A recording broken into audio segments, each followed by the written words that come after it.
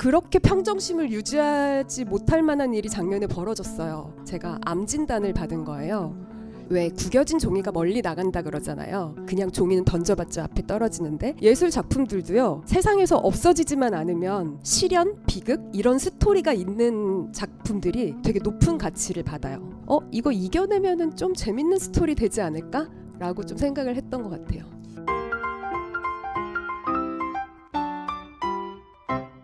네, 안녕하세요. 뇌과학박사 장동선입니다. 안녕하세요. 안녕하세요. 장동선의 궁금한 뇌, 저희가 드디어 30만이 됐습니다. 그래서 직접 여러분과 만날 수 있는 오프라인 미트업 행사를 기획을 했습니다. 이 자리에 와주신 여러분 진심으로 환영합니다. 저희가 내뇌 코너에서 모셨던 여러분들과 함께 인생 고민 이야기들을 한번 풀어보는 그런 순서를 새로 마련했어요. 그래서 어떻게 살아야 하는가에 대해서 사람마다 제각각의 답들이 있잖아요. 특별한 게스트분들과 함께 이야기를 좀 더 나눠보도록 하겠습니다. 물리학자 김범중 교수님을 뜨거운 박수로 환영해주세요. 예, 안녕하세요. 방금 말씀해 주신 것처럼 범준의 물리다라는 채널을 운영하고 있고 현재 성균관대학교 물리학과에서 일하고 있습니다. 반갑습니다. 첫 번째 질문 드리면서 시작하도록 할게요. 물리학적으로 삶은 무엇인가요?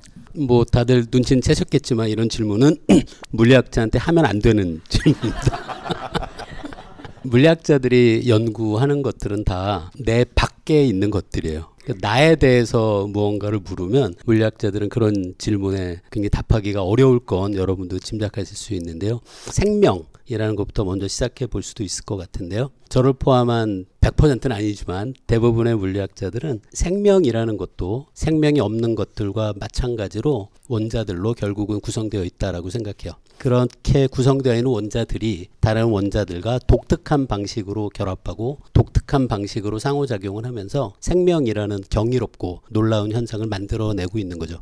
그런 의미에서 저는 삶 혹은 생명이라는 건 제 몸을 구성하고 있는 원자들이 이제 제가 죽고 나면은 우주 전체로 흩어지게 되잖아요. 그래서 원자들이 우연히 모였다가 다시 흩어지기 전에 아주 짧은 순간 지속되는 것이 제 삶이라고 생각하는 그런 입장입니다. 교수님은 어떤 삶을 살고 싶으세요? 교수님의 원자들로 답해주지 마시고 교수님의 뇌로 답을 해주세요. 교수님의 뇌는 어떤 삶을 지향하고 있나요? 그 끊임없이 변화가 일어나는 삶, 그게 중요하다고 생각하거든요. 그래서 새로운 경험을 계속하는 것. 근데 그 새로운 경험이라는 게 제가 익숙하지 않았던 작은 경험들을 새롭게 하는 것. 예를 들어 일요일에 쉬지 않고 반줄에 나와서 장동성 박사님 옆에 앉아 있는 것. 뭐 그런 것도 정말 제가 한 번도 경험하지 못한 것들이잖아요. 그 여러분들을 만나는 것도 그렇고요. 그래서 제가 생각하는 행복한 삶, 그리고 앞으로 어떻게 살고 싶은지는 그 새롭고 다양한 경험들을 계속 이어가는 것이라고 저는 생각해요. 그 과정에서 제가 성장할 수도 있고 더 큰 기쁨을 느낄 수도 있을 것 같고요. 사실 제가 아주 독실한 무신론자거든요.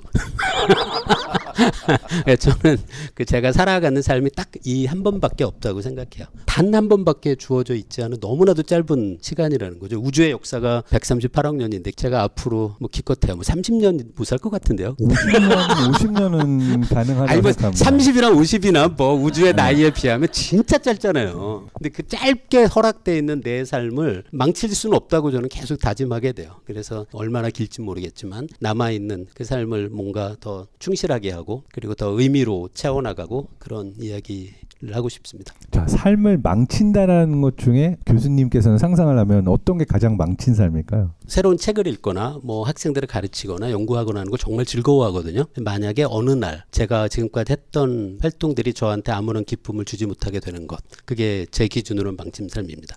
똑같이 학생을 가르치고 책을 읽고 유튜브를 하는데도 전혀 아무런 기쁨이 느껴지지 못한다면 그럼 어떻게 살죠? 근데 여기서 또 전 파고들고 싶은데 그런 순간들이 살다가 있지 않나요? 그 짧게 순간들은 있죠. 당연히 저기 대학원생을 지도하다 보면 뭐 자주 느끼는데요. 그런데 그게 계속 이어지진 않거든요. 여러분도 뭐 좋아하는 음악을 듣는데 어느 날은 그전과 같은 감동을 느낄 수 없을 때도 많을 거고요. 근데 그거는 짧은 순간이고 저는 아직까지는 그래도 학생들 가르치는 것, 대학원생들이랑 토론하는 것, 뭐 책 읽고 뭐 생각하는 것, 강연 준비하는 것 같은 것들이 참 즐겁거든요. 무엇이 즐겁다라고 하는 거를 이제 뇌과학적으로 보게 되면 도파민이 분비가 돼야 되고 도파민이 어느 회로를 통해서 분비되느냐가 되게 중요해요. 근데 이게 계속 쓰면 쓸수록 도파민이 분비가 더 잘 됩니다. 무슨 얘기냐면 내가 동기부여가 잘 되고 뭐 또는 운동을 열심히 하고 이러면서 내가 노력해서 이룬 것들이 조금이라도 있으면 그 다음번에 무언가를 위해서 노력해서 이룰 수 있는 도파민의 양이 증가를 한다고 해야 될까요? 근데 반면에 짧은 자극적인 즐거움에만 중독이 되게 되면 점점 다른 쪽으로는 도파민 분비가 안 되는 형태가 돼요. 구체적으로는 도파민 수용체가 특정 영역에서 숫자가 줄어들어요. 똑같은 양의 자극을 경험하고 똑같은 학생들하고 이게서 즐거운데 즐겁지가 않아요. 왜냐하면 즐거움을 느끼려면 도파민이 분비가 되고 수용체가 있어야 되는데 수용체가 줄어드는 거죠. 그때 쓰는 방법이 이제 경험을 다양화하는 거죠. 또는 디톡스를 통해서 아예 리셋을 해서 있죠. 잠깐 동안 아무것도 하지 않으면 아주 조그만 자극도 다시금 도파민 분비하게 하거나. 괜찮습니다. 뭐 대학원생들도 뭐 저한테 속 썩이는 방법이 워낙 다양하기 때문에 그리고 저한테 기쁨을 주는 방법도 다양하고 그래서 네. 뭐 괜찮습니다. 역시 물리학과 교수님이어서 이 삶에 대한 아주 주관적인 이야기를 끌어내는 데까지 조금 어려웠던 것 같습니다. 다시 한번 박수 부탁드립니다. 네, 감사합니다. 제가 특별하게 모시고 싶었던 정말 좋아하는 교수님이 계신데 너무너무 바빠서 요즘 시간 내시기 어려운데 지금 오셨어요. 반가워요, 교수님. 자, 여러분 아시는 분도 계실 수 있고 모르시는 분도 계실 수 있는데 서울 아산병원 노년내과 정의원 교수님이시고 오늘의 주제는 어떻게 살 것인가라는 굉장히 생존적인 질문을 어떻게 보면 가장 많이 접할 수 있는 포지션에 계신. 그게 저에게 그걸 어사인할 수 있는 시간이 몇 시간이죠? 15분입니다. 15분 안에 어떻게 살 것인가에 대해 세 번인데 거의. 알겠습니다.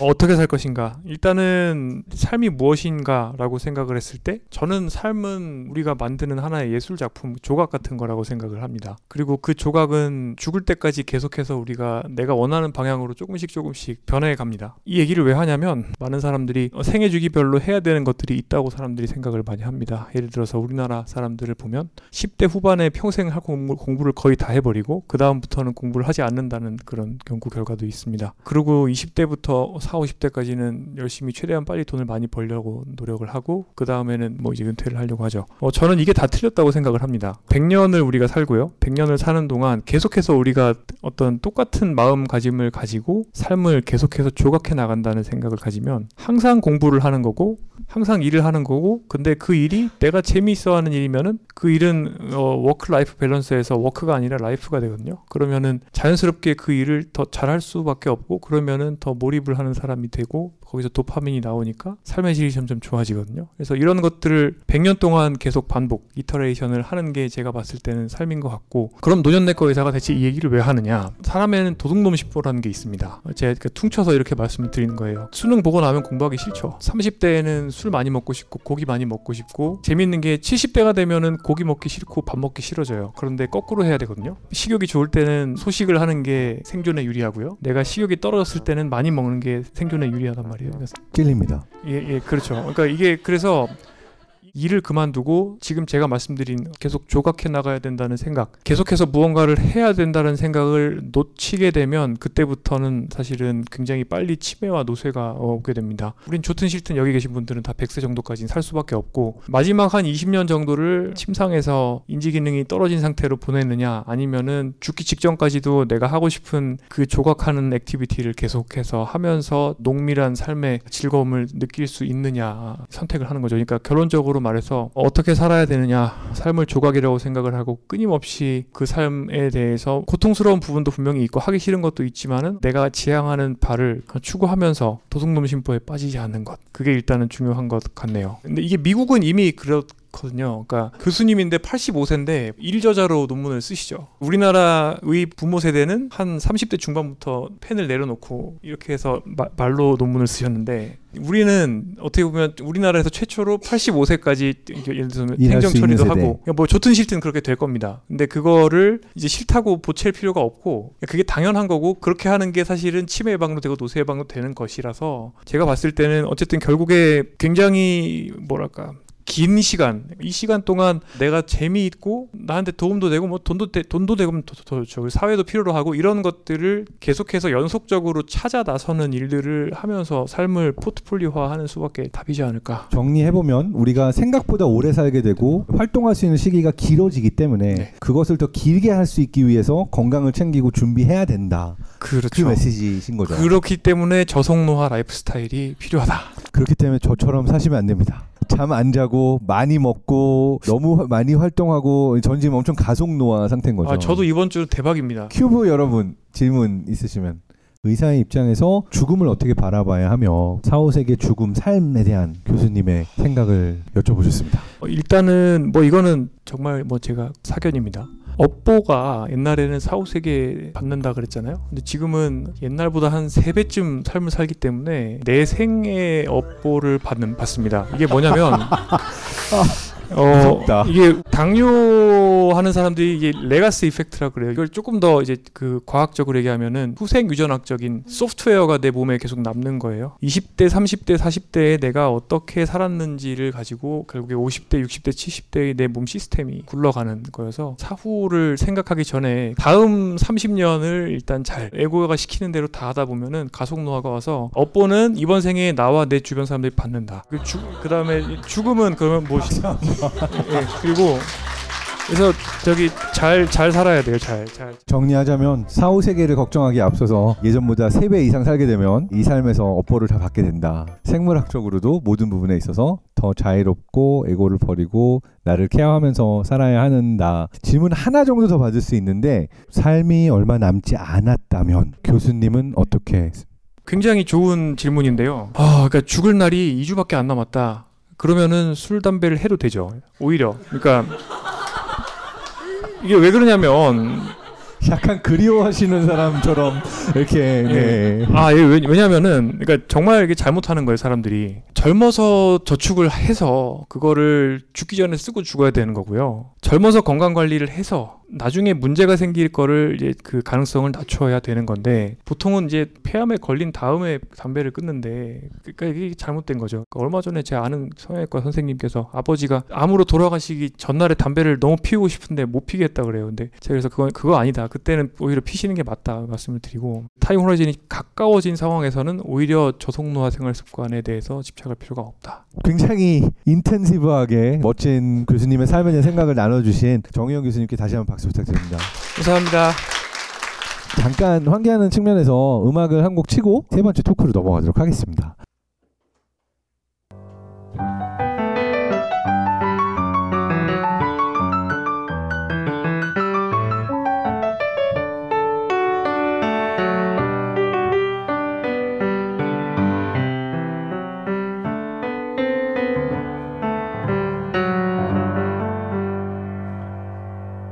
이제 세 번째 순서 오래 기다리셨습니다. 홍지혜 아트 디렉터님 모시고 또 이야기 나누도록 하겠습니다. 홍지혜님 박수를 맞으세요.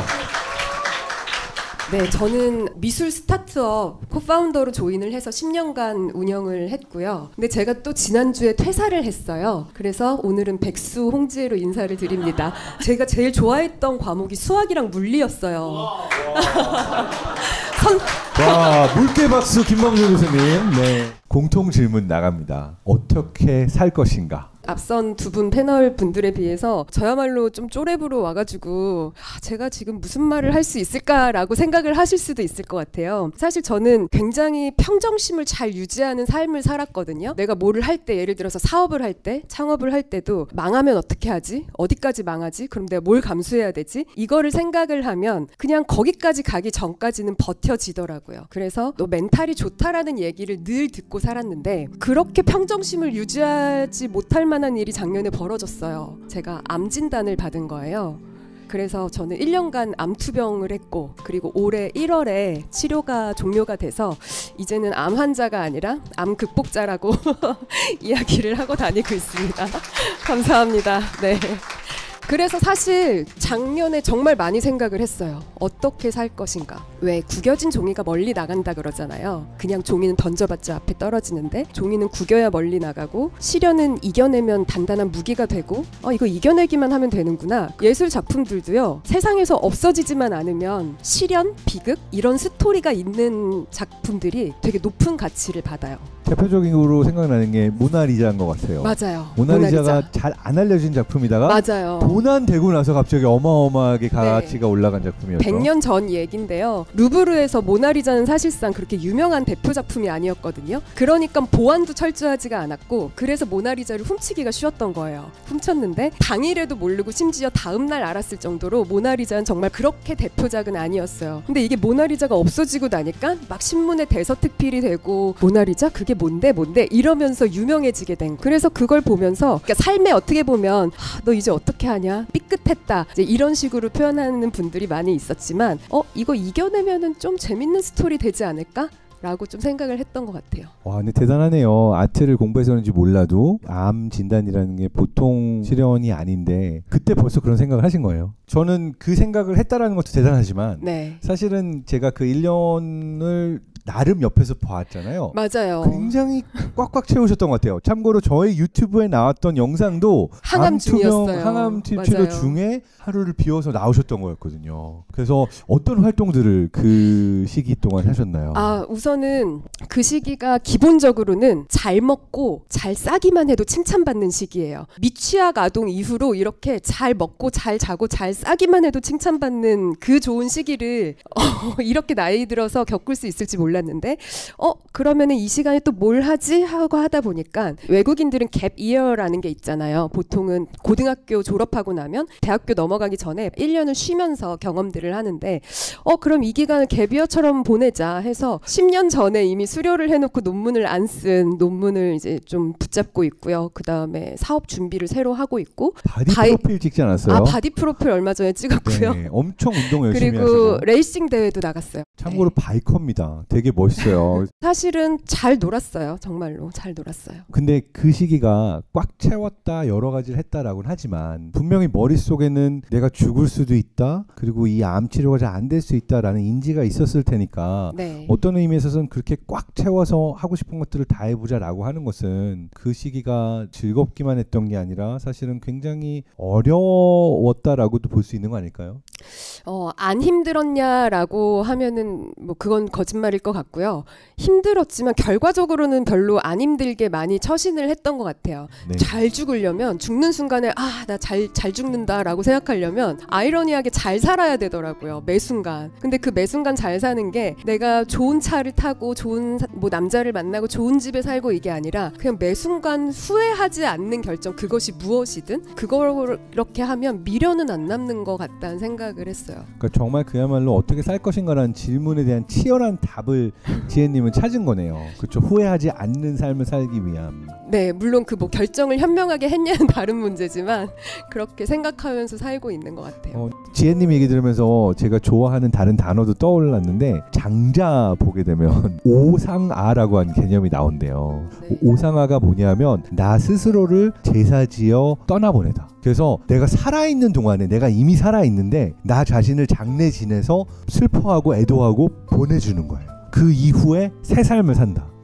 그래서 어떻게 보면 지혜님의 1년이 어떤 의미에서는 그런 제가 제 오상아의 장례를 한번 치르고 죽음을 생각해야 어떻게 살 것인가에 대한 답이 같이 나온다. 이런 이야기. 네. 또 궁금한 건 이겁니다. 계속해서 죽음을 생각하실 건가요? 그러니까 아마 던지면서. 계속 될 것 같아요. 그냥 자연스럽게 되는 것 같아요. 의도적으로가 아니라. 진짜 진솔한 얘기 하기 어려운 이야기일 텐데 오늘 이렇게 또 짧은 시간에 압축적으로 그 얘기 해주셔서 감사드리고요. 홍지혜 디렉터님께 다시 한번 또 박수 부탁드릴게요. 감사합니다. 감사합니다.